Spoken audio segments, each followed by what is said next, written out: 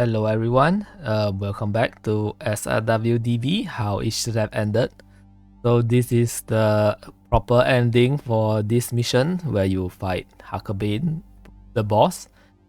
And I think my previous video, I set the music a bit too low, so unfortunately you can't hear the normal stage music because it's a remake of, well, it's not a remake, it's the chiptune version of the Fly in the Sky from G Gundam, the opening.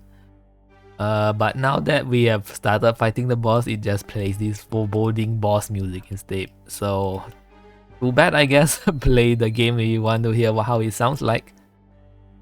So yeah, let's yeah, I kind of forgot. Yeah, there's a special dialogue with you use Tenzin to fight Huckebein because they are from the same series.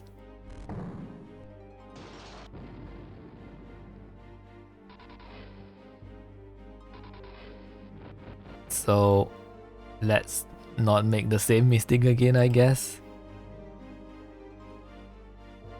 And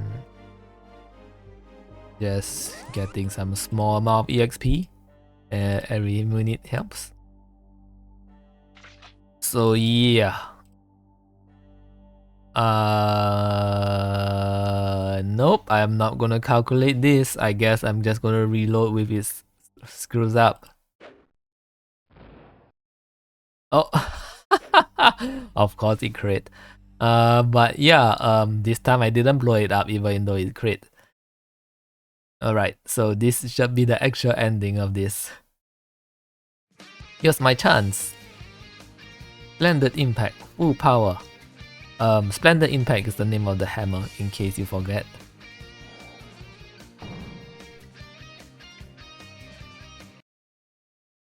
Yep, so it shuts down and becomes a blue unit.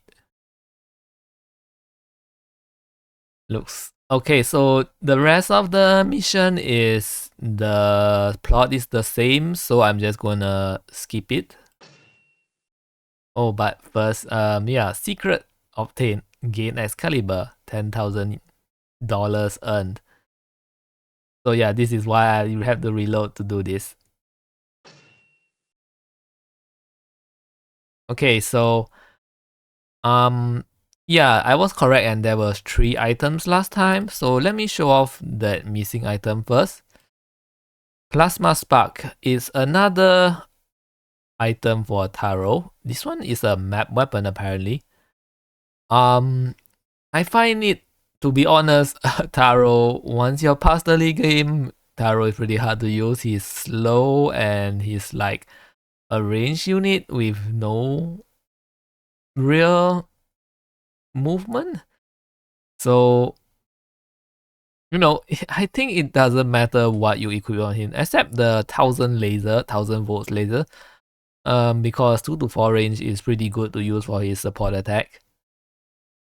Not a good unit though, but I think if you spend a lot of money on him, like, he can get kind of funny.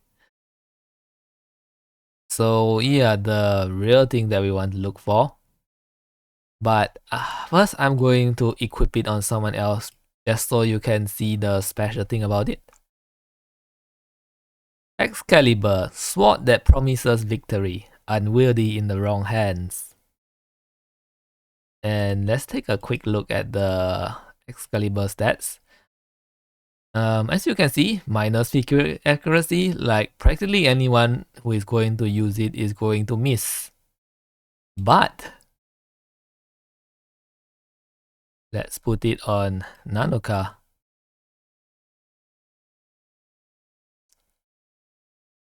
So as you can see, the accuracy has went from minus 50 to plus 20, which is like a 70 hit point jump. And the energy cost has went down from 50 to 40, which is a 10 EN discount, I guess, like 20%. Pretty good, I think. So yeah, this is not a Tristia thing. This is a joke that I think very few people will get because it's a voice actress joke and like a grand total of 2 people played Tristia, I suppose. So Nanoka's voice actress is our Ayako Kawasumi, and her most famous role that pretty much everyone knows her from is Saber from Fate. And so this is not just your regular British mythology Excalibur. This is literally the Excalibur from Fate, Saber's Excalibur, because they are voiced by the same voice actress. And that's why it is more effective in her hands. This factoid was actually used by, there was a Japanese TV channel that re-aired the Tristia OVA in like comparatively recent time, I think a couple of years ago. And they actually use this as a selling point. They are like, come see Ayako Kawasumi's earliest voice or voice acting work or something like that. Which is certainly a way to market your series, I guess, because no one cares about Tristia. And it's kind of unfortunate that, well, I mean, from her point of view, I think she's very happy about being a very successful and popular voice actress.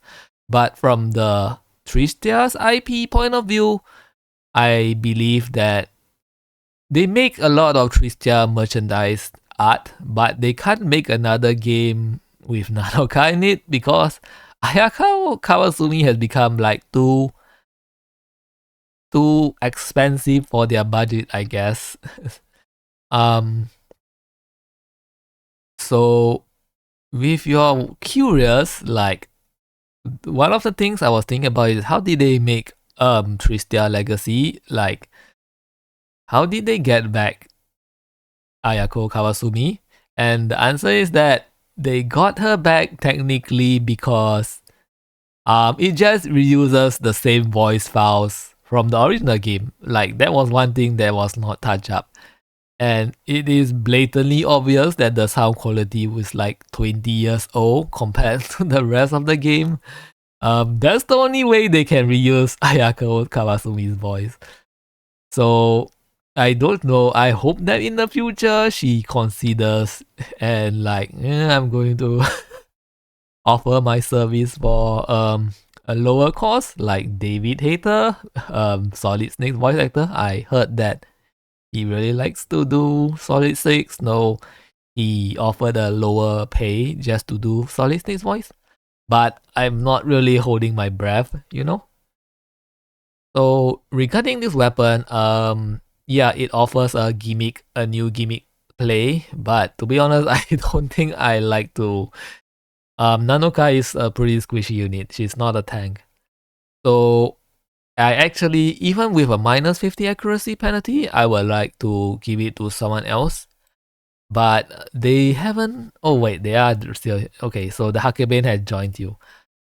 So the Huckebein is my preferred user of the Excalibur because it's pretty fast and it has pretty good stats and it has focus to get around the poor hit rate.